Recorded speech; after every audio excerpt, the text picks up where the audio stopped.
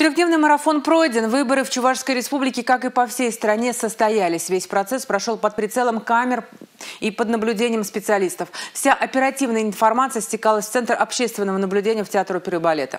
Национальная телерадиокомпания «Чувашия» все 3 дня с утра до вечера вела прямые эфиры из ЦОНа на 2 языках – чувашском и русском. Наши телезрители узнавали последние новости с избирательных участков по всему региону. 3 в эфире. 8 мониторов в режиме онлайн отображали картинки из 350 участков, даже в самых отдаленных районах и деревнях. Еще 758 участковых избирательных комиссий, тоже под контролем, но в режиме записи. Сотни наблюдателей, представителей политических партий и журналистов. Я готова, всегда готова. Жду, пока закончат говорить главные лица. И, конечно, мы приступим к нашей прямой трансляции. Одним из первых на избирательный участок по месту жительства пришел глава Чувашии.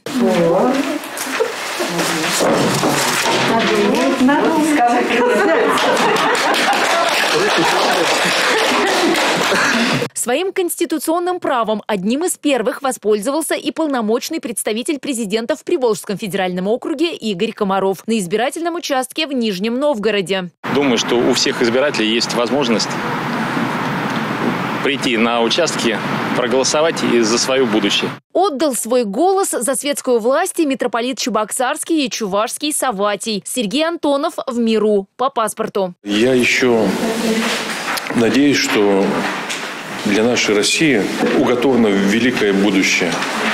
Мы великая страна, я в этом уверен.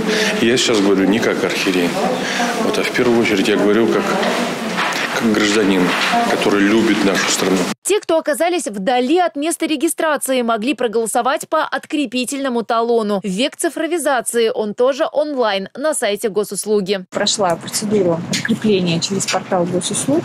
В принципе, все прошло успешно, легко, удобно, комфортно. Сделала свой выбор. За информирование о выборах взялись и те, за кем следят тысячи людей в сетях – блогеры. Все же я считаю, что у меня, как у блогера, есть определенная миссия показывать людям, как нужно делать. И все же я считаю, что выборы очень важны для каждого человека. Каждый человек имеет право выбора, что ему поесть, во что одеваться. Также он имеет право выбирать, в какой стране жить, как ему жить. Поэтому я хочу показывать людям то, что нужно ходить на выборы, нужно голосовать, каждый голос важен. Инстаграмщицы были и в числе наблюдателей. Их подписчикам было интересно посмотреть на голосование изнутри. А для этого и идти никуда не нужно. Лайки, сторис, посты, хэштеги – это тоже все про выборы 2021. Я была наблюдателем, пришла, мне все показали, естественно, проверили все. Температуру, выдали перчатки, ручку. Я пришла, проголосовала, что и советовала своим подписчикам тоже сделать. Фотоотчет по протоколу каждые 2 часа и от наблюдателей о проделанной работе на участках. Шансы не заметить нарушения нулевые. Все в рамках закона. За прозрачностью выборов, кроме наблюдателей, следят и видеокамеры. Важно, чтобы понимать, что все открыто, что действительно у нас есть шанс повлиять на то, какие люди будут сидеть. С удовольствием и с хорошим настроением на выборы шли и люди серебряного возраста. Я за Россию, чтобы она, матушка, жила у нас. Мы раньше молодые-то были, выборы как праздновали. Веселым очень даже, с радостью, как на праздник. Что ждете от будущего? Только лучшие, конечно, чтобы пенсионеров не обижали, достойную пенсию дали и пенсионный возраст не повышали.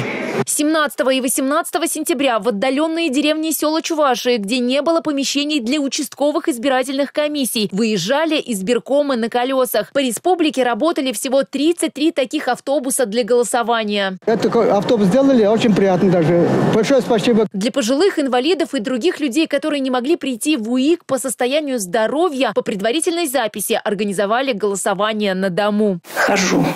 И ходила бы. Но вот в этом году обстоятельства такие, что ситуации я решила проголосовать дома. Тем более условия все созданы. В выборные дни работали не только члены избиркома, наблюдатели, общественники, активизировались и провокаторы. Эта кампания отмечена большим количеством фейковых новостей. Вот так глава поселения привез всех алкашей.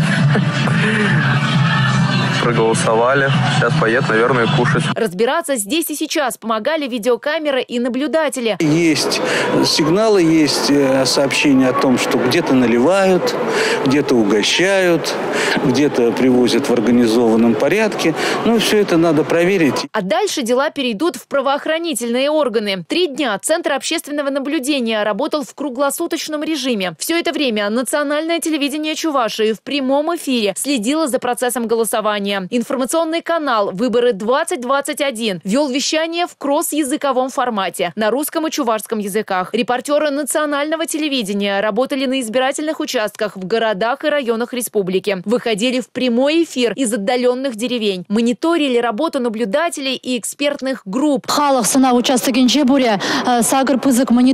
Мы находимся в 5-й гимназии. Выборы завершились. Теперь избранным депутатам предстоит работа в парламентах России и республики в ближайшие 5 лет.